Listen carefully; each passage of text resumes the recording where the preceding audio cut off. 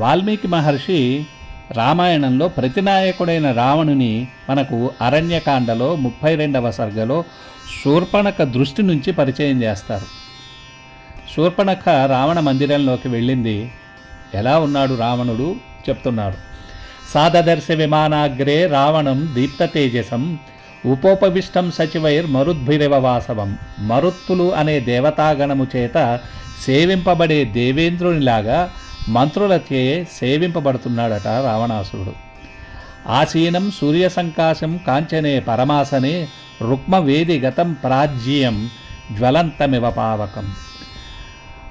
సూర్యునితో సమానమైన ఆ రావణుడు బంగారు సింహాసనం మీద ఎలా ఉన్నాడంటే, అధికంగా నెయ్యి హోమంలో పోస్తే ప్రజ్వలించే అగ్నిలాగా ఆ బంగారు వేదిక మీద ప్రకాశిస్తున్నాడు.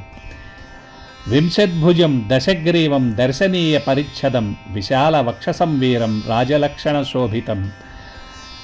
విశాలమైన వక్షస్థలంతో వీరుడైన ఆ రావణుడు 20 భుజాలతో 10 తలలతో రాజలక్షణాలతో ప్రకాశిస్తున్నాడు.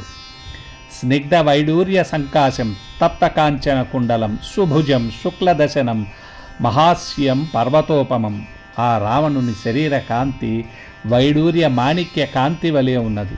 అతడు కాల్చి శుద్ధి చేసిన బంగారము కుండలాలను ధరించాడట. అతని భుజాలు బలముగా అందంగా ఉన్నాయి, దంతాలు తెల్లగా మెరిసిపోతున్నాయి.